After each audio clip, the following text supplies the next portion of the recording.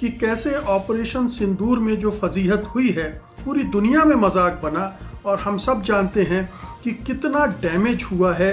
प्रधानमंत्री मोदी ने एक अपनी छवि बना रखी थी 56 इंच की छाती वाले प्रधानमंत्री की, और वो पूरी छवि, पूरा जो एक बिल्ड किया गया था उनके इर्द गिर्द ऑरा, वो ध्वस्त हो गया।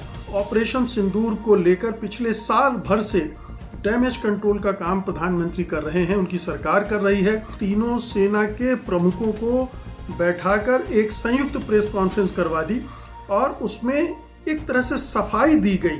पहलगांव में अगर इतने लोग मारे गए तो वहाँ सुरक्षा व्यवस्था का इंतजाम ना होना सबसे बड़ा कारण था, ना कि आतंकवादी ऑपरेशन सिंदूर के बाद 2-3 बड़े हमले हो चुके हैं। सरकार ने तो कुछ किया नहीं, आप दरअसल लीपापोती कर रहे हैं।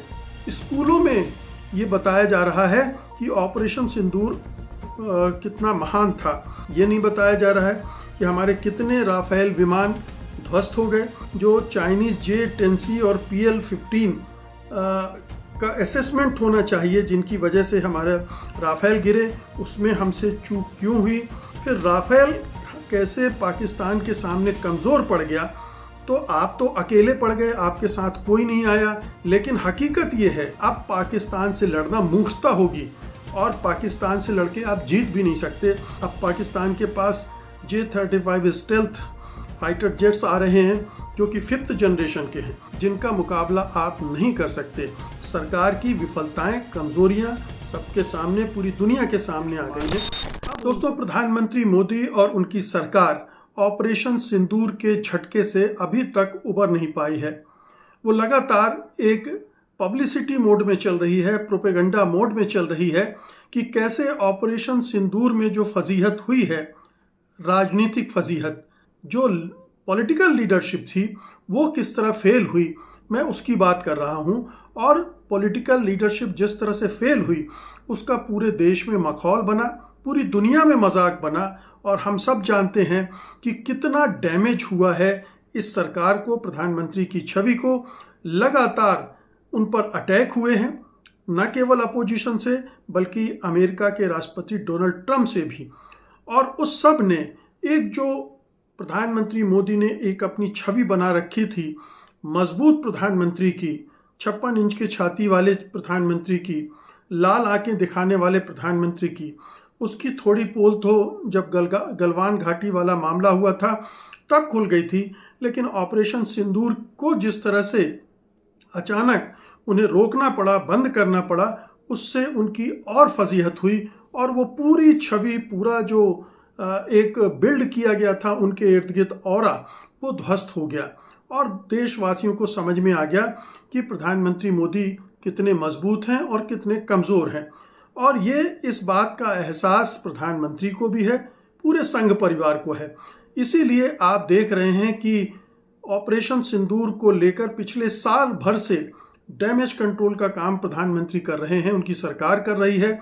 लगातार ऐसे उपक्रम किए जा रहे हैं, उपाय किए जा रहे हैं कि लोगों का ध्यान ऑपरेशन सिंदूर की सैन्य सफलता पर शिफ्ट हो जाए और वो राजनीतिक विफलता को नज़रअंदाज कर दें। और ये लेकिन हो नहीं रहा है। अब देखिए, ऑपरेशन सिंदूर को 1 साल पूरा हुआ तो उसने तीनों सेना के प्रमुखों को बैठाकर एक संयुक्त प्रेस कॉन्फ्रेंस करवा दी और उसमें एक तरह से सफाई दी गई। क्या क्या किया गया मैं बता दूं आपको कि पहलगाम आतंकी हमले के बाद उच्चतम स्तर पर फैसला किया गया कि निर्णायक जवाब दिया जाएगा। ऑपरेशन सिंदूर को 22 मिनट में सटीकता से अंजाम दिया गया। आर्मी ने 9 में से 7 टारगेट्स को ध्वस्त किया गया। ऑपरेशन सिंदूर अभी भी जारी है। अब ये पॉलिटिकल स्टेटमेंट है जो प्रधानमंत्री ने ऑपरेशन युद्ध विराम होने के बाद रात को टेलीविज़न पर आकर राष्ट्र को संबोधित करते हुए कहा था कि ऑपरेशन सिंदूर में पॉज हुआ है, खत्म नहीं हुआ है। भविष्य में कोई दुस्साहस हो तो दृढ़ता से जवाब दिया जाएगा। हम सब जानते हैं कि उसके बाद कई आतंकवादी हमले हुए, जिसमें लाल किले पर हुआ एक बड़ा आतंकी हमला भी शामिल है। ऑपरेशन सिंदूर अगर पॉज था तो उसे शुरू हो जाना चाहिए था, लेकिन नहीं हुआ। तो ये एक बरगलाने के लिए, लोगों को ध्यान बटाने के लिए ये कहा गया और अपनी चमड़ी बचाने के लिए ये कहा गया था, लेकिन ये अब सेना के मुंह से भी कहलवाया जा रहा है। फिर ये कहा गया कि तीनों डिफेंस फोर्सेस ने बेहतरीन उदाहरण दिया इसके जरिए, जिसमें राजनीतिक निर्देश और सेना को संपूर्ण स्वतंत्रता दी गई। अब ये तो सैन्य अधिकारियों ने ही कह दिया है कि उनके हाथ बंधे थे। जब सैन्य अधिकारी ही कह रहे थे कि हमारे हाथ बंधे थे, तो ये अब सेना से कहलवाने की ज़रूरत क्यों पड़ रही है? सेना से ये क्यों कहलवाया जा रहा है कि पूर्ण स्वतंत्रता दी गई थी? ये दरअसल जो ऑपरेशन सिंदूर और उसके बाद का परसेप्शन बना है, उसमें ये सारे सवाल उठे हैं और ये इन सवालों के जवाब राजनीतिक नेतृत्व को देना चाहिए, लेकिन दिलवाया जा रहा है फौज के लीडरशिप से। ये तमाम चीज़ें हैं, ये बताती हैं कि सेना को किस तरह से आगे रखकर अपनी छवि को सुधारने की कोशिश सरकार कर रही है। इसी तरह से ये भी कहा गया कि ऑपरेशन सिंदूर अंत नहीं था, बस शुरुआत थी। आतंक के खिलाफ लड़ाई जारी रहेगी। बहुत अच्छी बात है, आतंक के खिलाफ लड़ाई जारी रहना चाहिए। उसके साथ ना कोई समझौता किया जा सकता है, ना उसके सामने समर्पण किया जा सकता है।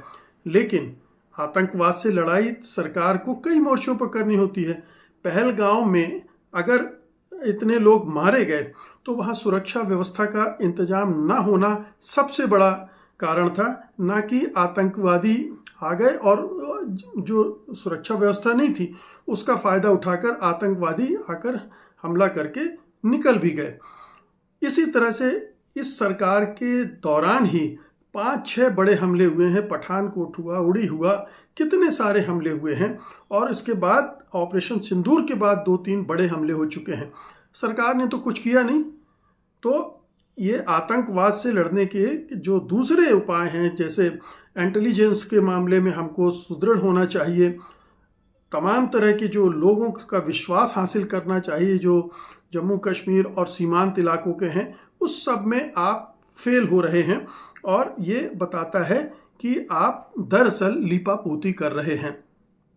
तो अब ये डैमेज कंट्रोल की एक्सरसाइज बहुत सारे लेवल पे चल रही है।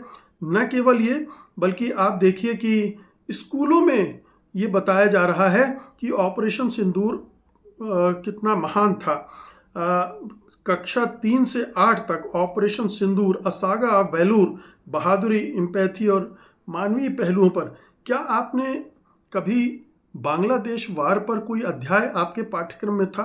कम से कम मेरे तो पाठ्यक्रम में कभी बचपन से लेकर आज तक कहीं नहीं पढ़ाया गया। बच्चों के दिमाग में ये भरना है कि ऑपरेशन सिंदूर बड़ा ज़बरदस्त ऑपरेशन था और वो प्रधानमंत्री मोदी के नेतृत्व में हुआ था, इसलिए इस तरह की चीज़ें गढ़ी जा रही हैं और की जा रही हैं। इसी तरह से कक्षा 9 से 12 में बच्चों को पढ़ाया जा रहा है operation Sindoor, mission of honour and bravery.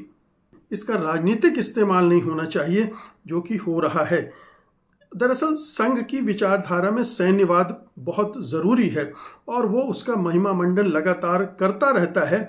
इसका इस्तेमाल भी वो अपनी सैन्य की सेना से निकटता दिखाने के लिए कर रहा है, लेकिन ये सारा झूठ है। अब इसके आड़ में जो बहुत सारी चीज़ें छिपाई जा रही हैं, ये नहीं बताया जा रहा है कि हमारे कितने राफेल विमान ध्वस्त हो गए।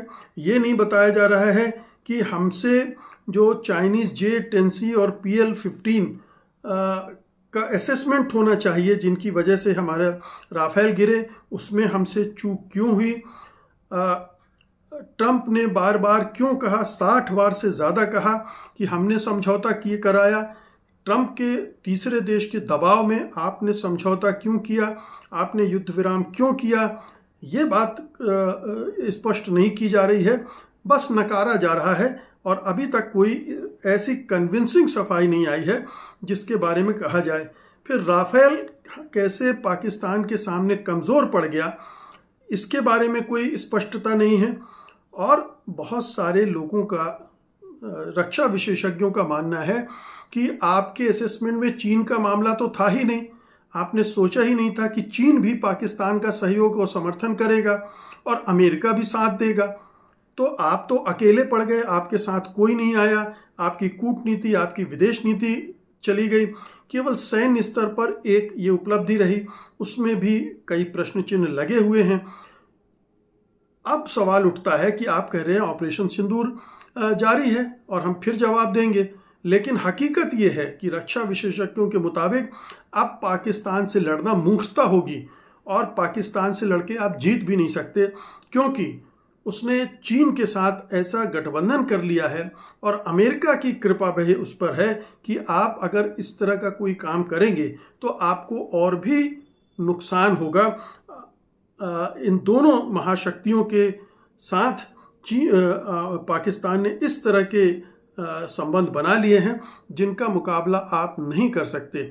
आपके पास अब पाकिस्तान के पास J-35 स्टेल्थ फाइटर जेट्स आ रहे हैं जो कि 5th जनरेशन के हैं, और हमारी सरकार अभी 4 या 4.5 जनरेशन का राफेल फिर खरीदने की तैयारी कर रहा है।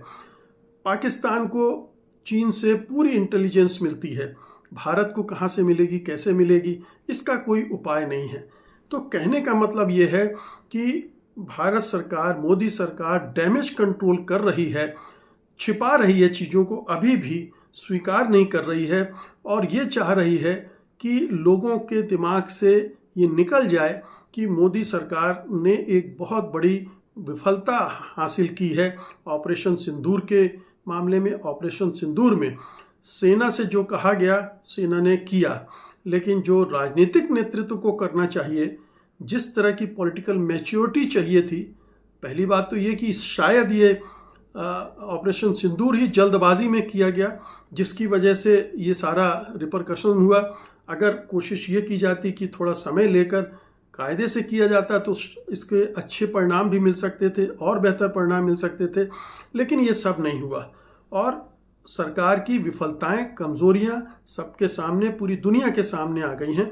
अब वो उनको ढकना चाहती है, तो दिन रात ऑपरेशन सिंदूर मंत्री दोहराते हैं, बीजेपी के नेता दोहराते हैं, सेना के अधिकारियों से दोहराया जाता है और अब बच्चों से, अधिकारियों से, हर जगह यही कहलवा जा रहा है कि ऑपरेशन सिंदूर करके हमने बड़े महान विजय प्राप्त की थी और अब उसका गुणगान चलता रहना चाहिए।